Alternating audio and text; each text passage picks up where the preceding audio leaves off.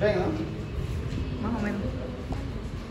Proceso de deshidratación o de un paciente de deshidratación, el cual ustedes han llegado a clasificarlo, ¿no? En deshidratación leve, moderada o grave. Si hablamos de la deshidratación, ¿no? Vamos a determinar 4 procesos primero. ¿Cómo vamos a determinar la deshidratación? ¿A qué plan vamos a colocar al paciente? Si es una deshidratación leve, ustedes le van a pasar al plan A. Si es una deshidratación moderada, al plan B. Y si es una deshidratación grave, al plan C. ¿Qué líquidos vamos a colocarlo? Eso dependiendo del plan, ¿no? Del plan A, plan B, plan C se utilizan diferentes líquidos y diferentes formas de administrar al paciente.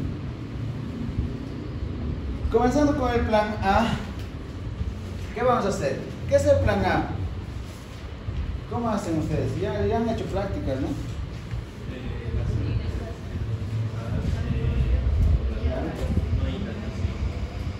Uno, es domiciliario. ¿Qué quiero decir con esto? Que al paciente ustedes le clasifican en deshidratación leve. Este paciente no tiene ningún tipo de compromiso, ¿no? Entonces le vamos a decir a la mamá que se puede ir a la casita, pero le vamos a recomendar, ¿no? ¿Qué le vamos a recomendar? ¿Qué les han recomendado a ustedes cuando han estado con deshidratación o con diarrea?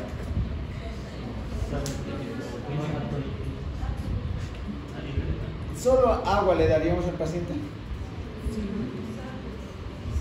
Sales de rehidratación oral, porque ya hemos hablado, si le damos solo agua le vamos a diluir al paciente y no nos va a servir para nada, ¿no?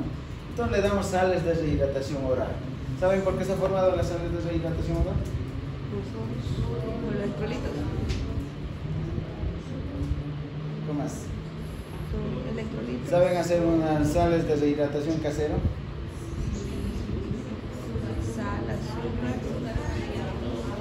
¿Qué le van a decir? ¿Cómo es la sal de rehidratación casero? Que se debería utilizar, ¿no? En algún momento.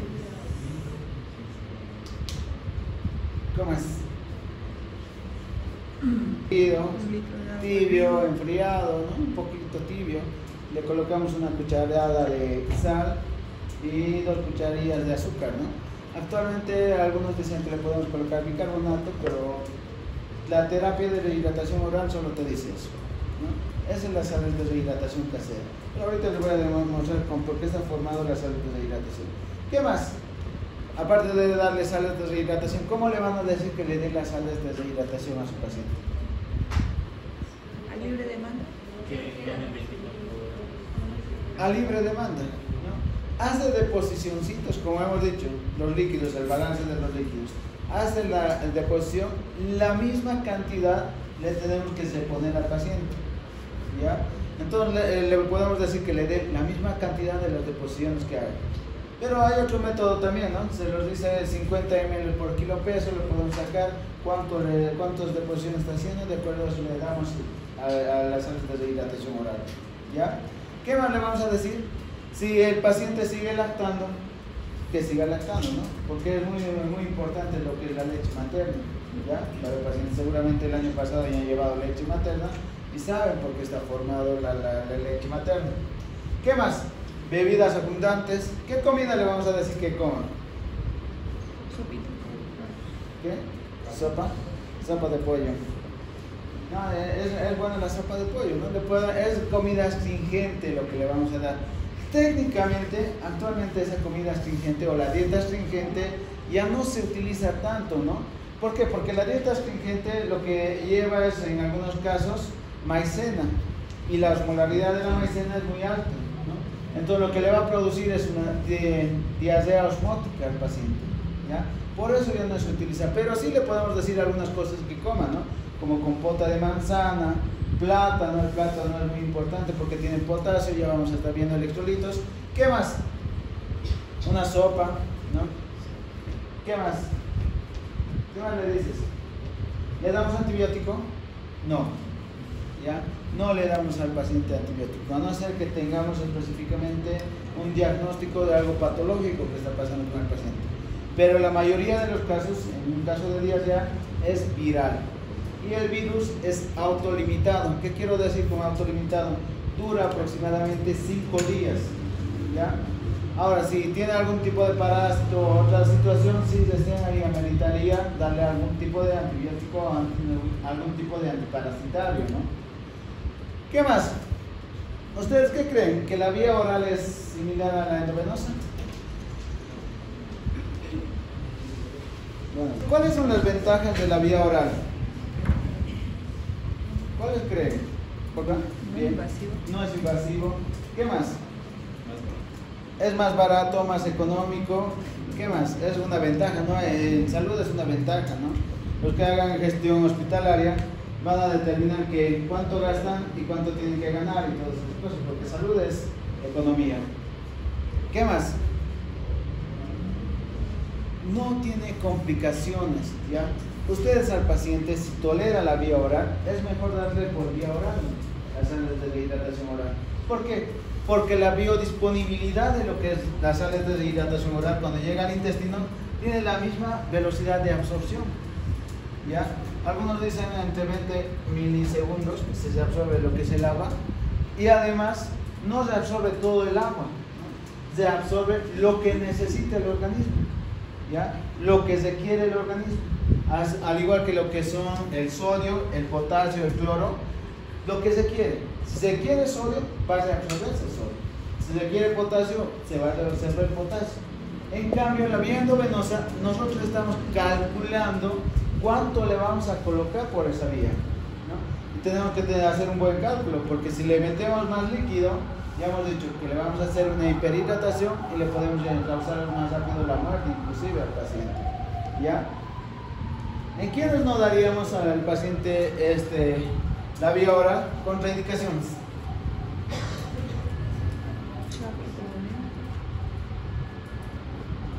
Hay contraindicaciones absolutas, ¿no? ¿A quiénes no podemos dar? ¿Algún paciente que esté con la conciencia alterada? Sí, ¿no? Disminución en el nivel de la conciencia. Fracaso de deshidratación oral, que el niño no puede tolerar, ¿no? La vía oral. ¿Qué más? Shock hipovolémico. Obviamente, si este niño está entrando en un shock hipovolémico, ustedes lo que tienen que hacer lo más rápido posible, canalizarle lo que es una vía. ¿Qué más?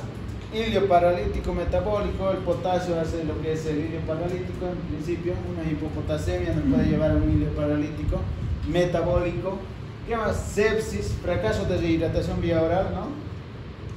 Relativas, empeoramiento durante la deshidratación. ¿Qué quiero decir con esto? Que si tú le estás dando los líquidos, le estás dando la dieta, el niño está haciendo más deposiciones de lo que tú lo estás dando por vía oral. Entonces ahí denominamos fracaso de plan A y pasamos al plan B. La composición de las sales de rehidratación oral, ¿ya? Lo que utilizamos en el mercado o lo que tenemos aquí en Bolivia es el Zesa, ¿no? A 60 miliosmoles, el Curadil, ¿ya? Ha formado las sales de rehidratación oral. La Organización Mundial de la Salud en 1975 determina la terapia del shock, terapia de rehidratación oral. ¿Por qué se forma? Sodio 90 miliequivalentes, potasio 20 miliequivalentes, cloro 80 miliequivalentes, una base conjugada que es el bicarbonato 30 miliequivalentes y la glucosa 111 miliosmoles.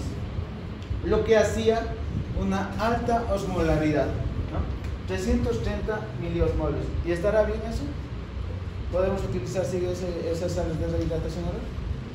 No, ya les hemos explicado por qué, la base técnica por la que no se utiliza ya esto.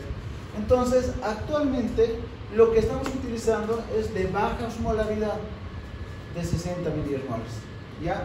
60 miliosmoles, ¿por qué? Porque esta osmolaridad hace que ingrese mayor líquido, mayor sales de rehidratación.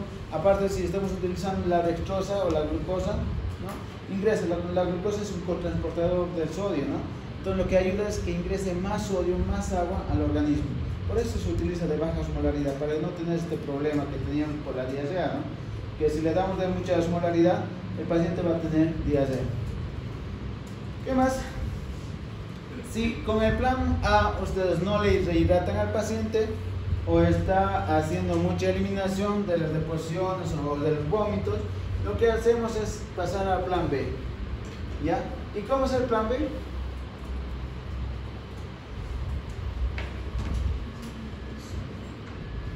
¿Cómo es? ¿Cómo se hace el plan B?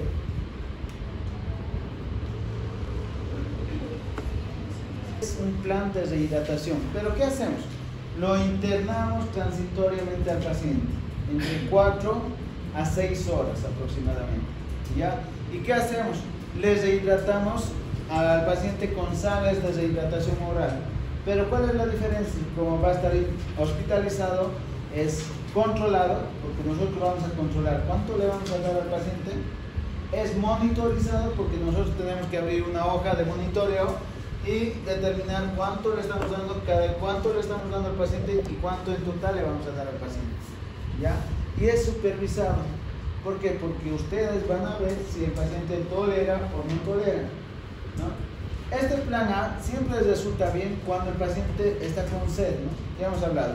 Es un paciente que está con sed, ya está un poco excitado, pero tolera la vía oral. ¿Qué hacemos? Ustedes tienen un paciente con 15 kilos. Lo que vamos a hacer es darle entre 50 a 100 ml kilogramo. ¿Ya? Eso es lo que van a calcular ustedes. Por ejemplo, si tu paciente pesa 15 kilos, 15 por 50,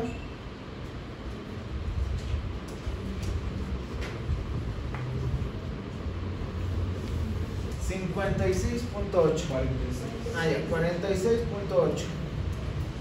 Esto es lo que le tienes que dar a tu paciente tú cada 15 minutos. ¿Ya? ¿Están entendiendo? Y esto es lo que no pueden hacer en las salas de rehidratación, ¿no? Así se saca.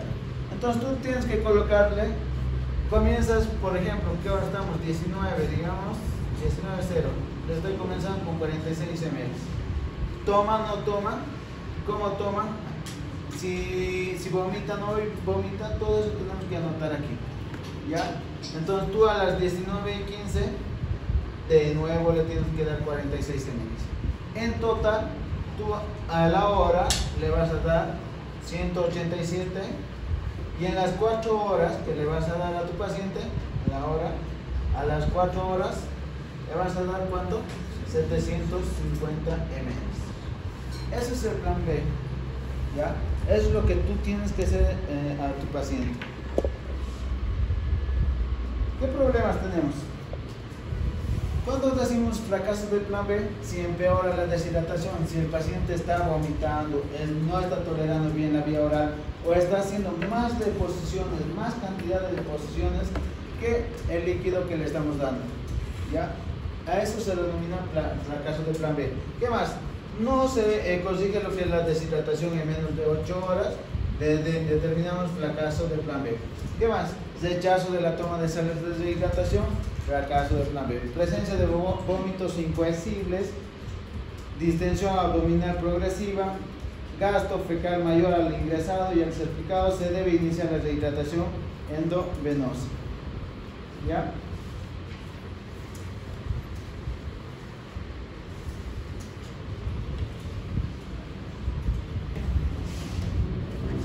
Esto en algunas literaturas te dicen fase de rehidratación, ¿no?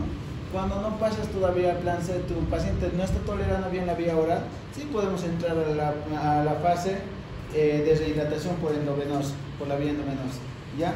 Pero lo que quiero que aprendan es el plan C, plan A, plan B y plan C directamente, ¿ya? ¿Qué es el plan C? Es la rehidratación parenteral. ¿En qué niños está indicado? Niños menores de 3 meses. No traten de hacer una rehidratación oral con plan B en un niño menor de 3 meses. Se les va a distender el abdomen, van a provocar mayor daño en el niño, hasta puede empezar a vomitar mayor el paciente. ¿Ya? Por eso es necesario saber esto, no a menores de 3 meses. Ahora, si no tienes otra cosa que hacer, no puedes hacer más y comenzamos con la vía oral, ¿no? En los pacientes. Pero si no, se hace endovenoso. ¿Quién es más? Intolerancia a la vía oral, choque hipovolémico, alto gasto fecal, trastorno severo del estado de la conciencia y fracaso del plan B. ¿Cómo se hace el plan C? El plan C, de acuerdo a la Organización Mundial de la Salud, nosotros hacíamos 50 ml kilopeso la primera hora, 25 ml kilopeso la segunda hora y 25 ml kilopeso la tercera hora. ¿Ya? Estos son en 3 horas, primera hora, segunda hora, tercera hora. ¿Ya? ¿Por qué ya no se hace este plan de rehidratación? Porque le estamos dando mucha carga de volumen de líquidos. ¿Ya? No era malo, pero sí cuando queremos hacer un manejo adecuado de lo que es el paciente, no le podemos sobrehidratar, no le podemos sobrecargar al paciente. ¿Ya? Entonces, este plan se utilizaba, ¿por qué? Por la deficiencia que teníamos en médicos en el país, ¿no? Por la alta tasa de mortalidad que teníamos en Bolivia. Por ejemplo, teníamos hace 15 años aproximadamente 667 de cada 1000 niños que nacían fallecían por estas causas. Era alto, entonces se utilizaba por eso. Para los países en vías de desarrollo sí utilizaban esto. Pero como ahora tenemos bastante hospitales, tenemos accesibilidad mayor en estos pacientes, lo que podemos utilizar es este plan. Se coloca 15 ml a 20 ml ya por kilo peso, ¿no? Esto en 20 a 30 minutos. De nuevo le valoramos el estado de rehidratación al paciente, otra vuelta de 15 ml a 20 ml la segunda toma en 20 minutos o a 1 hora y otra vuelta de 15 a 20 ml kilogramo peso en otros 20 minutos. Eso es lo que se hace actualmente en el plan de rehidratación. ¿Por qué? Porque si tu paciente ya está entrando a shock hipovolémico, tú le rehidratas de esta forma, lo vas a mandar al otro lado fácilmente. ¿Ya? ¿Qué más? Esto es lo que se hace actualmente. Por eso es que se toma este método. ¿Ya? Entonces lo que tenemos que hacer es 20 ml, de 15 ml inclusive. Actualmente la nueva literatura dice que solo se debe rehidratar de 10 ml en 10 ml, viendo el grado de hidratación en el paciente. Pero en su examen de grado muchas veces le preguntan y lo que tienen que responder es esto, ¿no? Lamentablemente, porque algunos doctores no se actualizan un poquito sobre la rehidratación, entonces ese es el plan que tienen que responder, ¿ya? Pero lo legal para hacer un manejo en hospitales se utiliza este plan, inclusive 20 ml actualmente, ya no mucha dosis. ¿Ya? ¿Qué más? ¿Qué soluciones vamos a utilizar? Bueno, ¿cuáles son las ventajas y contraindicaciones? Ventajas: normohidratación rápido. Nosotros le podemos hidratar rápido, podemos colocar cargas de volumen al niño rápido, ¿no? Para que se pueda volver a rehidratar el paciente. ¿Qué más? Iniciamos lo que es la alimentación precoz, acorta el tiempo de hospitalización, acorta la utilización de lo que es la vía endovenosa. Contraindicaciones: recién nacidos, ¿no? En recién nacidos no podemos hidratarle de esta forma. Natremia mayor a 160 miliequivalentes. No le puedes rehidratar tú cuando tiene más de 160, 170, 180 rápido al paciente, ¿ya? ¿Por qué? Porque el trastorno que te va a producir es... Ahorita vamos a hablar de deshidratación, de desequilibrio hidroelectrolítico del sodio, y ahí se van a dar cuenta por qué no podemos hacer eso. ¿Qué más? Nefropatías, cardiopatías, síndrome ascítico, pacientes con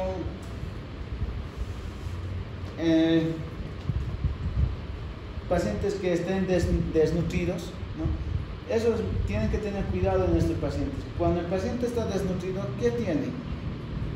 ¿Qué pasa con el paciente desnutrido? En la mayoría de los casos es por proteínas, ¿no? ¿Y qué está abajo? La albúmina. Y si está bajo la albúmina, ¿qué le van a hacer ustedes? Van a edematizar al paciente. Por eso es que no se puede rehidratar muy rápido al paciente, ¿no? Entonces tenemos dos fases de rehidratación endovenosa rápida y rehidratación endovenosa lenta. ¿Ya? Cuando lo han rehidratado a su paciente, durante la fase inicial, lo que esperamos es que utilizamos eso, como ya les he dicho, ¿no? La solución cristaloide, cualquiera de las soluciones que ustedes quieran utilizar, solución fisiológica, solución Ringer lactato, solución Ringer normal, cualquiera de la solución que ustedes utilicen se hace de esta forma de rehidratación. ¿Ya? 20 ml, 20 ml, 20 ml. Pero esto no deja de ser algo malo, ¿no? En algún caso, si ustedes ya no pueden calcular o no saben cómo calcular o no saben cómo valorar el estado de volumen del niño, entonces sí le podemos utilizar de esta forma. Fases de reposición, ¿no? Ya ustedes lo han intratado a su paciente, ya está intratado a su paciente, este paciente se tiene que internar y en la internación lo que vamos a hacer es el plan de mantenimiento. El plan de mantenimiento ustedes utilizan, ya les hemos explicado, son las necesidades basales, ¿no? El método que pueden utilizar, el método de Collier-Segar, el método de la manito, tenían que averiguar eso también, que es muy fácil. ¿Qué más? El método de superficie corporal, ¿no? Cualquier método que ustedes utilicen, esto es para la fase de mantenimiento, son necesidades basales. Aparte de estas necesidades basales, que ustedes pueden hacer con cualquier método, que ya les hemos enseñado, tenemos que ver en el paciente las pérdidas concurrentes, ¿ya? ¿Y qué son las pérdidas concurrentes? Son aquellas pérdidas como los vómitos, las deposiciones que siguen haciendo que el paciente pierda lo que son los líquidos, ¿no? Entonces ustedes tienen que ver cuando sigue vómitos tu paciente o sigue deposiciones, aparte de las necesidades basales que has sacado, ¿no? Por el método de Collier-Segar, lo que tienen que tomar en cuenta es si está vomitando. Si tiene de 4 deposiciones, es leve, le vamos a aumentar 20 ml más a lo que son tus necesidades basales.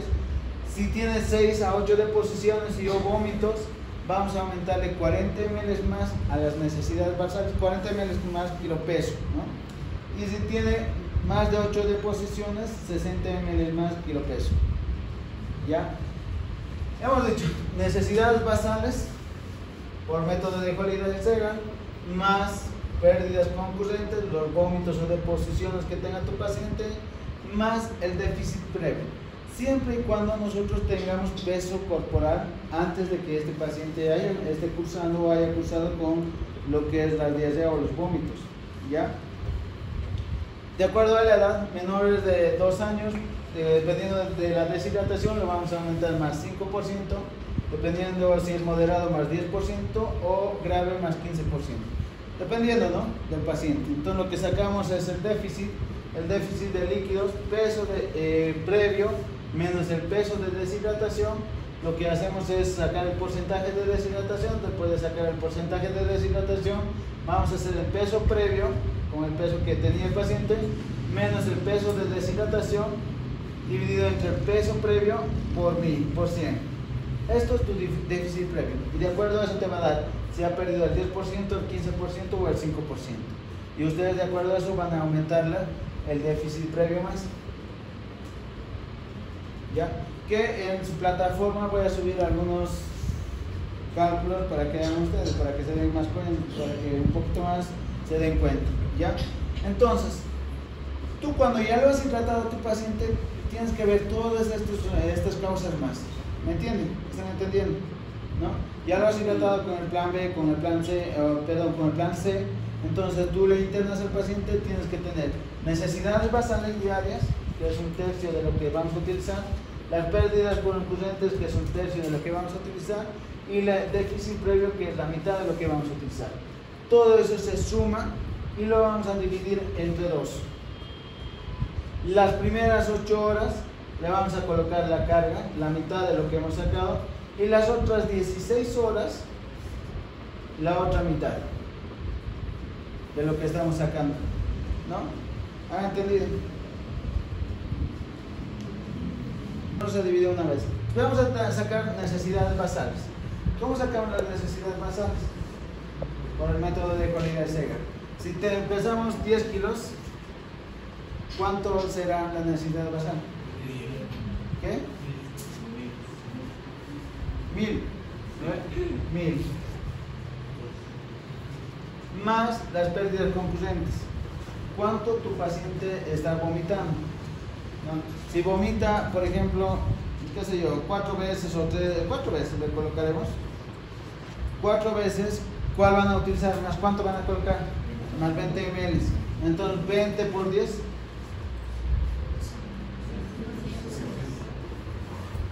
200, ¿no? más el déficit previo que sacamos con el peso. ¿Ya? Entonces sacan con el peso, qué sé yo, pesaba 15 kilos, hacer un poquito vamos a tardar, sacan con todo el peso y de acuerdo a eso vamos a llegar al porcentaje que ha perdido. Y de acuerdo a eso le vamos a aumentar más el porcentaje que está perdiendo para el déficit previo. Suponiendo que ya han hecho toda la operación y te sale más, qué sé yo, 300, entonces todo esto lo tienes que sumar, ¿ya? Y todo lo que le salga, lo que vamos a hacer es dividirle entre 2. ¿Cuánto sale más o menos? Unos 1500, ¿no? 1500, ¿no? 1500 dividido entre 2. ¿Cuánto? 750. Estos 750 le vas a colocar las primeras 8 horas a tu paciente y los otros 750 las otras 16 horas. ¿Ya? ¿Han entendido? Entonces sacamos el cálculo y vamos a ver las soluciones, ¿no?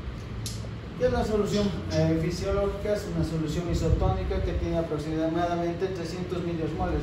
No es tan fisiológico que digamos, ¿no?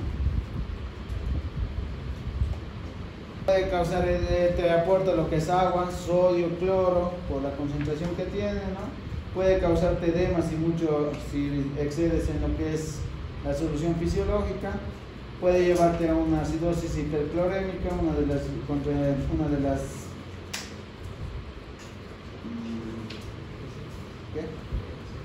complicaciones, ¿no? Precauciones: cardiopatías, hipertensión, estado edematoso.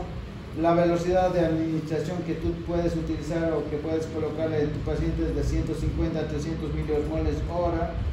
El zinc lactato, ¿no? Ya es ligeramente hipotónico con respecto a lo que es el sodio, proporciona alrededor de 100 ml de agua libre, ¿no? ¿Qué más? El zinc lactato, al tener lactato, ya hemos dicho que el lactato es un buffer que te va a ayudar a controlar lo que es la acidosis. Inclusive actualmente es lo mejor que puedes utilizar en un paciente que está totalmente deshidratado, el zinc lactato, ¿ya? Ahí está la composición, ¿no? Tiene sodio de 130 miliequivalentes, potasio de 4 miliequivalentes, calcio de 2 miliequivalentes y cloro de 110 miliequivalentes. Suero glucosalino tiene 0.5 gramos de la glucosa y el cloro de 0.35 gramos, ¿no? Dependiendo de la edad, inclusive vas a utilizar al paciente, pero si tu paciente está deshidratado, lo que tenemos que utilizar es zinc lactato o solución fisiológica, o zinc normal. En todo caso, cuando ya lo has internado a tu paciente, puedes utilizar una solución dextrosa en un paciente pediátrico al 5%, en un neonato al 10%. Complicaciones por pérdida de potasio y complicaciones por pérdida de cloro. Lo más importante que ustedes tienen que saber ahora es las complicaciones por pérdida de sodio y potasio, ¿no? ¿Qué es el sodio? ¿Qué? Es un electrolito. ¿Qué más?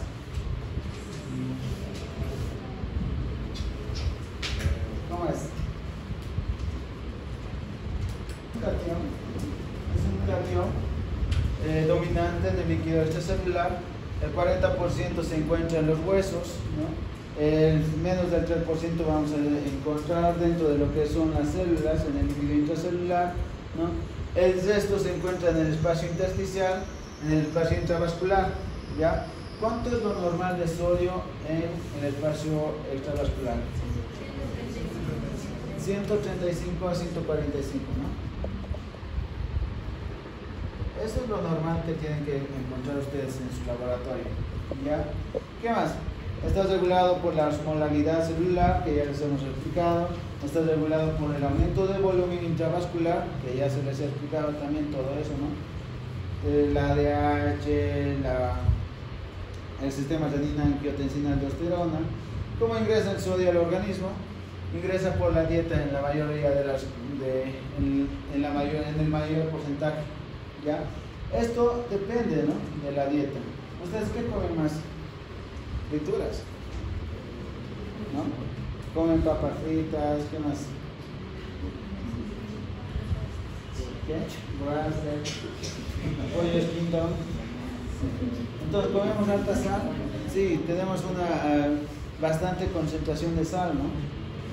Hay algunas patologías como enfermedades con insuficiencia suprarrenal, ¿no? Que te estimulan a comer más o a comer más sal, ¿no? Por eso algunos pacientes también tienen la tendencia de comer mayor cantidad de sal. Otra de las patologías también que aumenta lo que es la concentración de glucosa la concentración de sodio es la glucosa, ¿no? Entonces, en aquellos que tienen diabetes o algún tipo de trastorno metabólico, sí van a tener mayor concentración de sodio. ¿Qué más? ¿Cómo se excreta lo que es el sodio? Ya hemos hablado de la excreción del sodio. El único regulador de lo que es la excreción o el balance de sodio a través de lo que es el agua es el riñón, ¿no? Ya les hemos hablado también cómo se absorbe agua, cómo se absorbe sodio y cómo elimina potasio, lo que es el riñón, ¿no? Entonces, de esa forma ingresa lo que es el organismo a través de lo que es la reabsorción de agua y sodio en el intestino y a través de lo que es la regulación del volumen de líquido en los riñones. La excreción renal, el proceso de la bomba sodio-potasio, ¿no? Es muy importante saber este proceso de bomba. ¿Por qué? Porque dentro de la célula lo que hace esta bomba sodio-potasio, ¿no? Sodio 3, potasio 2, si ven aquí hay 3 sodios, ¿no? Lo que hace es sacar del líquido intracelular al líquido extracelular. ¿Qué hace? Sacamos el sodio al líquido extracelular, ¿ya? Y el potasio, introducimos a lo que es el potasio dentro de la célula y sacamos el sodio. ¿Cuántos sodios sacamos? 3 sodios. ¿Y cuántos potasio introducimos? 2 potasios. Aparte de eso, si vemos aquí, lo que va a utilizar es el ADP, ¿no? Eso es la bomba sodio-potasio, ¿ya? Esto es muy importante saber por qué, porque hay patologías como la acidosis, la alcalosis, que van a regular todo este proceso. ¿Qué más? Las alteraciones que se presentan son, 1, hipernatremia e hiponatremia, ¿no? Cuando hablamos de hipernatremia, cuando está por encima de 145 a 150 miliequivalentes. Cuando hablamos de hiponatremia, de 135 por debajo de 135. ¿Ya? Entonces, si hablamos de hipernatremia, ¿qué estamos hablando? De aumento de sodio, de aumento de la concentración de sodio en el líquido extracelular. ¿Ya? Vamos a clasificarle de dos formas. Uno por el nivel o el tiempo de evolución o el tiempo de instauración de lo que es la hiponatremia, y el otro por la concentración de sodio que tenemos en el líquido extracelular. Por la concentración de sodio que tenemos en el líquido extracelular tenemos hipernatremia leve, que es de 145 a 150 miliequivalentes, hipernatremia moderada, que es de 150 a 170 miliequivalentes, y hipernatremia severa, mayor a 170 miliequivalentes. Por la instauración, si es agudo o crónico. Cuando hablamos agudo, cuando la instauración o cuando el tiempo de evolución ha sido menor de 24 horas. Cuando hablamos crónico, cuando ha sido más de 24 horas. ¿Ya? ¿Por qué? ¿Cuál sería la causa para una hipernatremia? ¿Por qué aumenta sodio dentro del organismo? ¿Cómo es? ¿Por qué creen? Puede ser porque disminuye el agua. En la mayoría de los casos, ¿no?, es iatrogénico. ¿Qué quiero decir iatrogénico? Que cuando llega el paciente, nosotros no calculamos una dosis adecuada de sodio y le vamos a llevar a una hipernatremia, ¿no? Ahora, en algunos casos sí va a ser porque no consume agua. ¿Como cuáles? En un neonato, ¿no? Este neonato no toma bebidas, no toma líquido. ¿Por qué? Porque si la mamá no le proporciona, el neonato no va a poder decirlo, pues yo quiero agua, ¿no? Porque el sodio está elevado, o porque no le estamos dando la misma cantidad de líquidos. Eso es cuando, por ejemplo, la mamá no le da una buena lactancia. Entonces, si no le está dando una buena lactancia, el niño se va a deshidratar, ¿ya? Y esta deshidratación lo que va a llevar es a una depresión de líquido pero no de sodio. ¿Por qué? Porque el niño no orina mucho, ¿ya? Entonces esta regulación va a estar alterada y esta se dice diabetes insípida, perdón, ¿no? Es un tipo de diabetes insípida que va a tener el paciente. Entonces lo que va a aumentar, lo que va a disminuir es el volumen de líquido y lo que va a aumentar es el sodio, la concentración de sodio en el recién nacido. Por eso es la deshidratación hipernatremia que tiene el paciente. ¿Qué más? Pérdida de agua y sodio en las diarreas, en las deposiciones, hiperaldosteronismo, ¿no? En una diabetes insípida central inclusive te puede dar formas de diabetes insípidas centrales, te puede dar este tipo de pérdidas, diarreas,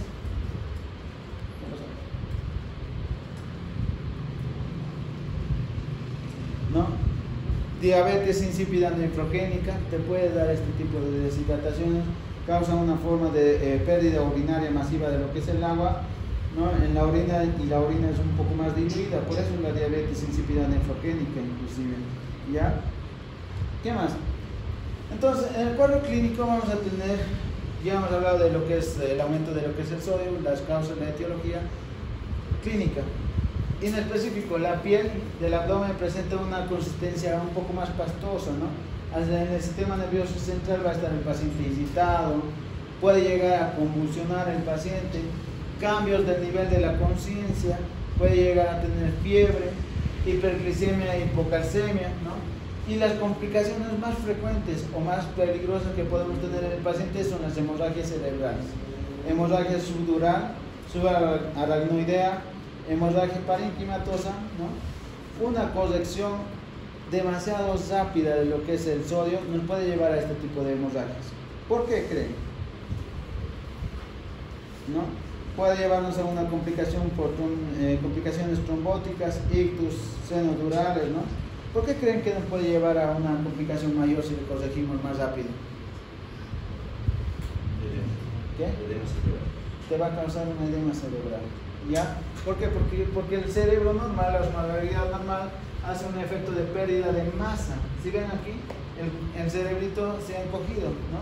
¿Por qué? Porque si tenemos una osmolaridad mayor, estamos sacando todo el líquido afuera, ¿ya? Fuera del organismo. Se adapta rápido el organismo, ¿no? O va a llegar a convulsionar en el paciente, va a haber acúmulo de lo que son los electrolitos, le colocamos líquido y vamos a tener dos cosas. Si hacemos la terapia muy rápido, más rápido de 24 horas, lo que vamos a llevar es a un edema cerebral, ¿ya?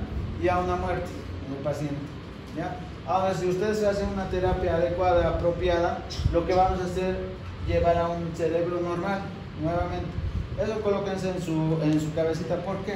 Porque si ustedes hacen mal, lo que va a hacer es, el cerebro, como se está achicando, todos estos vasos sanguíneos que estaban casi por el periósteo van a romperse, van a lesionarse, y por eso se producen las complicaciones, porque ustedes están haciendo las complicaciones.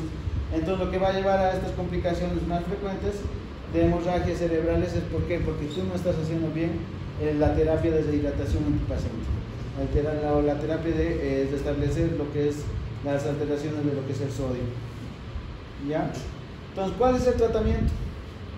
En pacientes que tienen entre 165 miliosmoles, le podemos dar sales de rehidratación oral, no hay problema. Inclusive deberíamos hacer ese manejo si tu paciente tolera todavía las sales de rehidratación oral. Ahora, si no tolera las sales de rehidratación oral, lo que vamos a hacer es el cálculo de déficit de agua. ¿Cómo hacemos el cálculo de déficit de agua? Por esta forma. Déficit de agua es una fórmula de Abrogo que se utiliza el déficit de agua por el peso, por 0.6, sodio real, sodio ideal, el sodio que queremos, por 1000. ¿Ya? Esa es la fórmula que tienen que utilizar para poder hacer para poder restablecer lo que es el sodio o la corrección de sodio, ya, en tu paciente. Esto se hace en un aporte de solución glucosalino a 5%, ¿ya? Que en la forma, ¿qué se llama? En su plataforma va a estar bien explicado cómo se hace esto, ¿ya? Tengo una hojita que está muy bien explicado para que ustedes vean. No hay donde perderse. Cualquier duda me dicen y yo les vuelvo a indicar, ¿ya? ¿Por qué no lo estoy indicando ahorita? Porque es un poquito tedioso, ¿ya? Y tengo que avanzar hasta meningitis más. para que den su primer examen parcial. ¿Ya? Entonces, pero lo que tienen que saber es que se utiliza esta fórmula. ¿Qué más? Como hemos dicho, lo que tenemos que saber es evitar que se produzca un edema cerebral. Para esto, lo que no tenemos que hacer es no exceder 1 miliequivalente litro en una hora. ¿Ya? No debemos exceder. Por eso se hace con bombas de infusión. ¿Ya? Porque no podemos exceder eso. No debemos hacer una reposición más de 10 miliequivalentes. ¿Qué quiero decir? Que si tu sodio real es 175, tu sodio ideal no puede ser más de 10 miliequivalentes. ¿Ya? ¿Qué quiero decir con esto? Que ustedes le colocarán entre 155 miliequivalentes, perdón, 175, 165. Eso sería tu sodio ideal, 165 miliequivalentes. No puedes bajarlo más de 10 miliequivalentes, ¿me entiendes? ¿Ya? En 24 horas. No puedes bajar más rápido de 1 miliequivalente litro por hora. ¿Ya? Podemos utilizar lo que es la furosemide en 1 a 2 miligramos, kilogramo intravenoso, o podemos llevarle al paciente, si podemos hacer la diálisis, hacer una diálisis en el paciente. ¿Ya? Entonces, esas son las indicaciones que tienen que saber ustedes. No pueden bajar de 175 a 165 o más de 165 en su paciente. Lo van a matar al paciente. No puede ingresar mucho sodio, no puede ingresar mucha agua libre en tu paciente. ¿Por qué? Porque si le ingresa mucha agua libre, ahí estamos, lo vamos a matar al paciente. ¿Por qué? Porque vamos a causar todo ese edema. ¿Ya? Entonces no se hace la corrección tan rápida, se puede hacer en 24 horas. A las 24 horas nuevamente nosotros pedimos laboratorio de cuántos están los electrolitos y vemos si le vamos a hacer reposiciones más o le dejamos así al paciente. ¿Ya? Ahora, si tú has llegado a 165, ya le dejamos una corrección lenta, ¿no? Hasta más de 48 horas en tu paciente. ¿Qué es la hiponatremia? ¿Qué? Menor a 135, ¿no? ¿Qué quiero decir con esto? Que no, el sodio en realidad no baja mucho, ¿ya? No se pierde mucho sodio, lo que vamos a perder es agua, ¿ya? O el volumen de lo que es el agua. ¿Qué más? Esto se clasifica de acuerdo a la hiponatremia leve, moderada o grave. Leve 130 a 135, moderada de 125 a 129, hiponatremia severa de menor a 125. ¿Ya? Podemos clasificarla de acuerdo al tiempo de evolución de una hiponatremia aguda, menor a 48 horas, de una hiponatremia crónica, mayor a 48 horas. ¿Qué tenemos que saber de la hiponatremia? ¿Cuál es la causa etiológica? ¿Ya? De acuerdo a la causa etiológica vamos a saber nosotros si es una hiponatremia pseudohiponatremia. ¿Qué quiero decir que es pseudohiponatremia? Que no se está dando porque el sodio está bajando dentro del organismo o está habiendo una depresión de lo que es el sodio, ¿ya? O es una hiponatremia verdadera, ¿ya? ¿Por qué se puede producir la hiponatremia falsa o pseudohiponatremia? ¿Por el agua? ¿Bebidas alcohólicas? ¿Mucha agua? Yo bebidas alcohólicas, ¿no? ¿Por qué? Concentración alta de proteínas, ¿no? Cuando les estuve explicando hemos hablado del efecto de Gibbs-Donas, ¿no? El efecto de Gibbs-Donas te dice que la alta concentración de lo que son las proteínas dentro de lo que es el líquido extracelular va a bajar lo que es la concentración de lo que es el sodio, potasio y cloro dentro de lo que es el líquido extracelular. Por eso es el efecto que te da. En realidad, la concentración de sodio no ha bajado. Lo que ha aumentado es la concentración de otros elementos, como las proteínas. Concentración alta de lípidos, ¿ya? Mayor grasa, mayor lípidos, mayor proteínas, ¿no? ¿En qué patologías? Mieloma múltiple, inmunoglobulina, ¿no? Hipertrigliceridemia, hipercolesterolemia. En esas patologías vamos a tener sodio bajo, pero vamos a tener, ¿por qué? A ver, quiero que me entiendan, la concentración de sodio no se altera en esta patología, pero sí va a estar normal, pero por estos elementos, por mayor proteínas, mayor lípidos dentro de lo que es el líquido extracelular, va a bajar, va a ser una pseudohiponatremia, ¿entienden? Algunas alteraciones, nada, por los elementos. O sea, si tenemos mayor proteínas, ¿qué va a ser? Mayor concentración, pero en realidad no va a ser alterada la concentración de sodio, sino solo la alteración de lo que es la proteína en la concentración. Por eso se dice pseudohiponatremia. Hiperosmolaridad, aumento de la hiperosmolaridad en pacientes que tienen diabetes, ¿no? Van a tener una hiponatremia. ¿Qué más? Una hiponatremia verdadera se basa en un estado de volumen del paciente, cuando el paciente sí ha bajado lo que es el volumen y sí ha bajado lo que es la concentración de sodio, ¿ya? Entonces, en una hipernatremia verdadera vamos a tener, de acuerdo a la osmolaridad, en hiponatremia hipovolémica, hiponatremia euvolémica y hiponatremia hipervolémica. ¿Cuáles son las características de una hipernatremia hipovolémica? Se produce en niños que han perdido sodio corporal, ¿no? Por vómitos, por diarrea, ¿no? Cualquier causa. Quemaduras también te puede producir. La sudoración, una patología como la fibrosis quística, te puede llevar a una hiponatremia hipovolémica. Pérdidas por un tercer espacio causadas por una hipovolemia significativa, ¿no? Alteraciones en lo que es la producción de ADH y retención de agua, ¿ya? Hipernatremia euvolémica. ¿Qué quiero decir con esto? Tiene exceso de agua corporal total y un ligero descenso de lo que es el sodio corporal. También, ¿por qué se da? Por una ingesta excesiva de lo que es el agua, ¿ya?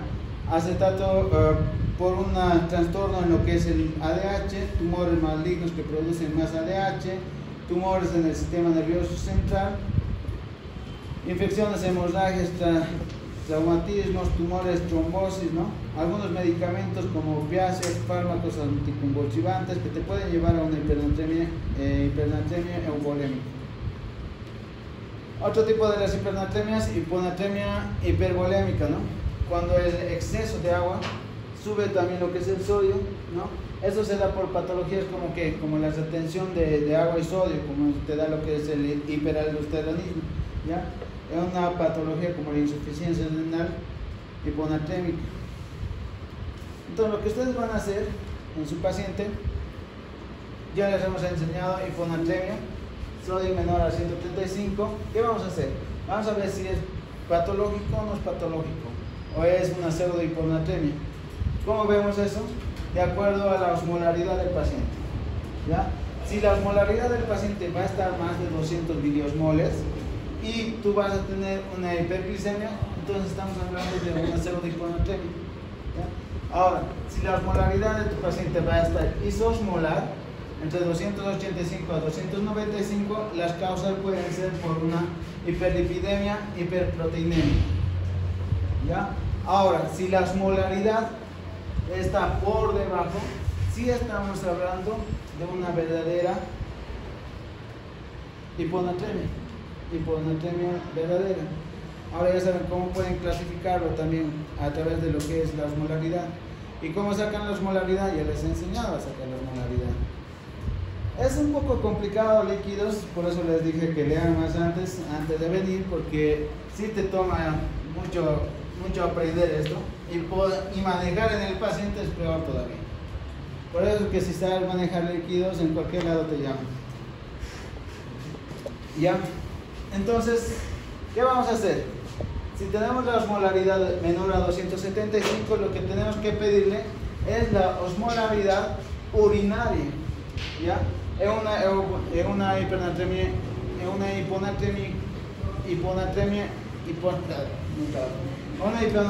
euvolémica. Lo que tenemos que hacer es la osmolaridad. Si la osmolaridad urinaria está menos de 100 miliosmoles, ¿en qué vamos a pensar? En cloridipsia primaria, ¿no? Si la osmolaridad urinaria va a estar más de 100 miliosmoles, ¿en qué vamos a pensar? Hiponatremia, Zika, déficit de lo que son los glucocorticoides o cualquiera de ese tipo de patologías. ¿Qué hora ya estamos? 1:45. Es una hiponatremia leve, cefalea en el paciente, déficit de atención, ¿qué más? Alteraciones de la memoria, irritabilidad, trastornos de la marcha. Más moderados, náuseas, vómitos, confusiones, desorientación, ¿no? Síntomas graves, estupor, convulsiones y depresión, y llegamos a lo que es el coma. ¿Qué hacemos? ¿Qué tenemos que hacer primero? Como ya les he dicho, primero tenemos que ver la osmolaridad del paciente. ¿Ya? ¿Cuánto de osmolaridad tiene? Tiene que estar por debajo de 285 miliosmoles para determinar qué es. Segundo paso, el volumen del paciente. ¿Y cómo determinamos el volumen del paciente? De acuerdo a lo que es la presión arterial, si el paciente está hipotenso, si está taquicárdico, ¿no? Todas esas patologías y todos esos cuadros clínicos nos van a dar lo que es el volumen. ¿Ya? Después de eso, nosotros tenemos que ver la concentración urinaria, ¿no? La concentración urinaria menor a 1 miliequivalente kilopeso, menor a 1 miliequivalente litro. ¿Ya? Y el tratamiento. Vamos a hacer una monitorización. Primero tenemos que monitorizar al paciente, evitar la corrección rápida. No podemos hacerle ni rápido una hipernatremia ni una hiponatremia. ¿Por qué? ¿A dónde nos llevaría esto si le hacemos rápido? Edema. No, pues el otro te producía edema.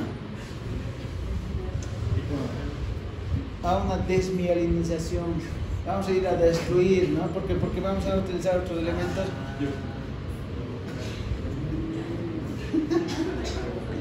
Ya, la corrección es máximo de 10 a 12 milicavalentes en 48 horas. No podemos hacer más, ¿ya? Lo que podemos hacer es restricción de agua en algunos casos, evitar sueros hipotónicos. En casos de hipovolemia, solución fisiológica al 0.9%. Potasio. Es casi, es de todo del libro de Nelson, ¿ya? Claro, algunas cosas más, hiperpotasemia. Cuando hablamos de hiperpotasemia, ¿cuáles son los valores normales de potasio? 3.5 a 4.5 miliequivalentes. ¿Ya? Mayor a 5.5, a 5 le dejaremos porque pacientes neonatales es mayor a 6 miliequivalentes cuando hablamos de hiperpotasemia. Mayor a 5 estamos hablando de hiperpotasemia. Menor de 3.5 estamos hablando de hipopotasemia. ¿Cuáles son las causas? Déficit de excreción renal, ya hemos hablado de eso. Por el riñón se elimina lo que es el potasio. Y si tu riñón va a estar alterada por cualquier tipo de patología, ¿qué va a pasar? No vas a eliminar potasio. Entonces vas a retener lo que es el potasio. ¿Qué más? Desplazamiento transcelular. Eso es lo que le estuve hablando por las bombas de sodio y potasio ATPase, ¿no? Hipercalemia, por alto aporte de lo que es el potasio. Hablaremos de hipercalemia espúrea. ¿Qué es la hipercalemia espúrea? Es cuando aumenta lo que es en el laboratorio, ¿no? La concentración de potasio. ¿Por qué creen? Pero es falso. Por eso es espuria, es falso. No sirve esa tu concentración. ¿Por qué? Porque cuando tú estás haciendo la toma, ¿no? Estás pinchándole al paciente, lo que causas es lesión en las células. Y al causar esta lesión en las células, causas la destrucción de las células. Y si vas a causar la destrucción de las células, vas a causar un aumento falso de lo que es el potasio en la concentración de tu laboratorio. No es que el paciente esté con hipercalemia, ¿ya? O hiperpotasemia, como usted quiera llamarlo, ¿ya? Lo que ha pasado es que tú lo has traumado, entonces por eso te está produciendo. Y siempre pasa eso. Por eso es clínicamente tenemos que saber lo que es la hiperpotasemia. ¿Qué más? Utilizamos torniquetes, puede causarte. ¿Qué más? Concentración de contracción de lo que es un músculo cuando le estás tomando a través de una punción, ¿no? Punción de lo que es el talón o flebotomía. Retraso en el análisis con la liberación de lo que es el potasio. Leucocitosis, si tú tienes una leucocitosis más de 20.000 y una trombocitosis, te va a producir este tipo de potasio. Por desplazamiento transcelular, ¿qué pasa? El potasio sale de la célula, ¿ya? Hemos dicho que en un principio obteníamos potasio de cuánto dentro de la célula, ¿si se acuerdan? ¿Qué? No, el potasio 150 miliequivalentes, les he dicho, ¿no? Dentro de la célula hay 150 miliequivalentes, es más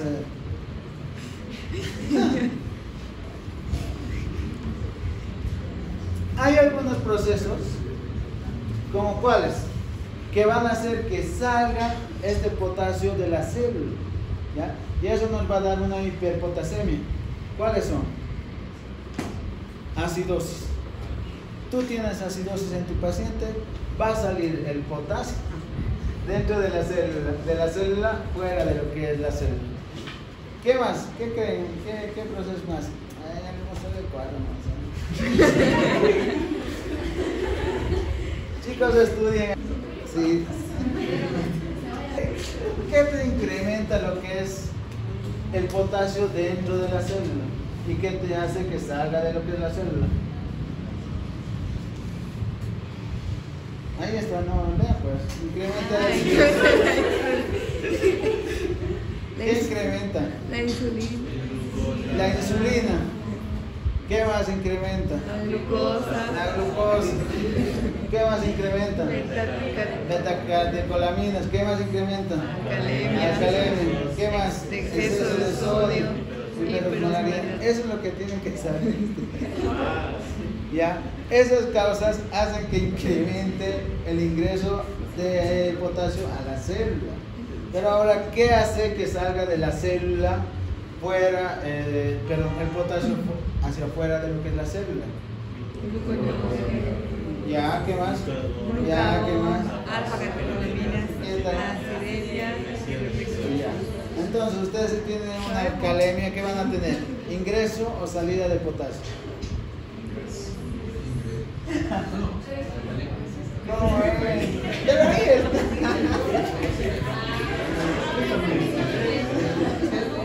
Ya, chicos, para la próxima van a tomar más agüita probablemente. Hipercalemia por alto aporte de lo que es el potasio, ¿no? ¿Por qué tenemos alto aporte de potasio?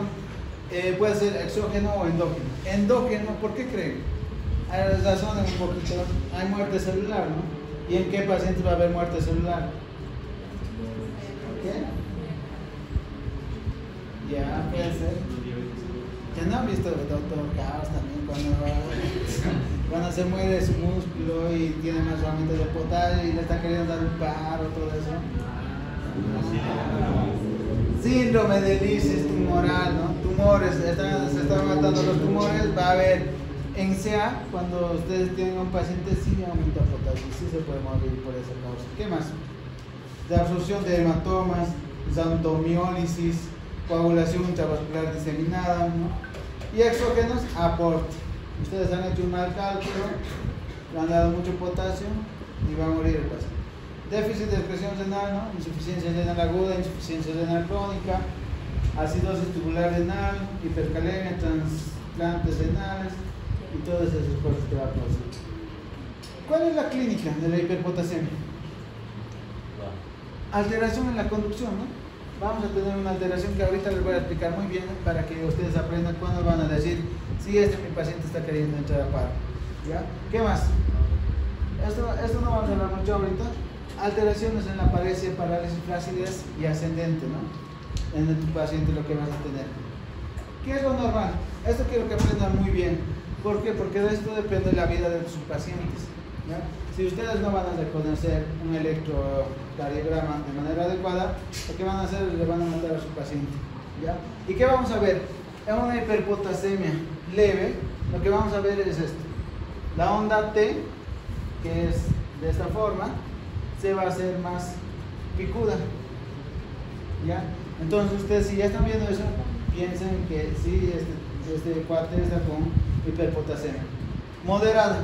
Ya tenemos la onda T picuda, va a seguir aumentando lo que es la alteración en el potasio. ¿Qué vamos a tener? La onda P, que va a estar más ensanchada, más aplanada, ¿ya? ¿Qué más? La prolongación del intervalo PR, ¿ya? Un poco más prolongado va a estar este intervalo PR. Ya tienen tres cosas en las cuales ustedes se van a basar para poder determinar si está queriendo hacer paro tu paciente. ¿Qué más? Si está grave tu paciente y no han podido ustedes controlarlo, ¿qué vamos a tener? Onda T picuda, vamos a tener el segmento ST depresionado. ¿Qué más? La onda P más plana, más ensanchada, intervalo QR más largo, ¿qué más? El complejo QR más ancho, ¿no? Esto va a estar un poco más ancho. Esas son las cosas que tienen que llegar a ver ustedes en su paciente en el electrocardiograma. Si no han notado nada de eso, que no les he enseñado, por si acaso les estoy enseñando. Y ya están los dibujitos ahí para que lean. Les voy a pasar las diapositivas, no se preocupen. Vamos a tener este tipo de ondas. Vamos a llegar a esto, donde los niveles son muy altos, ¿no? De lo que es el potasio. El electrocardiograma no vamos a ver lo que son ninguna onda. Va a estar de esta forma. Y si no sabemos tratar al paciente, lo que vamos a llegar es a un paro, ¿ya? Por eso es que tienen que saber esto muy bien. Tratamiento. Dependiendo de la concentración del potasio, vamos a disminuir lo que es el aporte de potasio.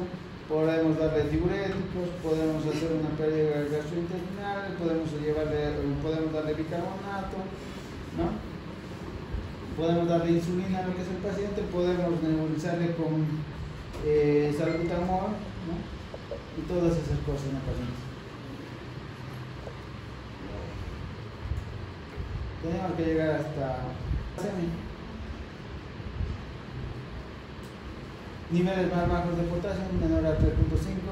Hasta ahí, la próxima semana es el examen. Sí. Muy difícil. Con potasio es lo mismo. ¿Ya? Está muy detallado, muy fácil para entenderlo. No es necesario que... ¿Por qué no nos avanzamos rápido? Creo que es el mismo entender. El examen, chicos. Por lo general siempre de la meningitis. Se han salvado.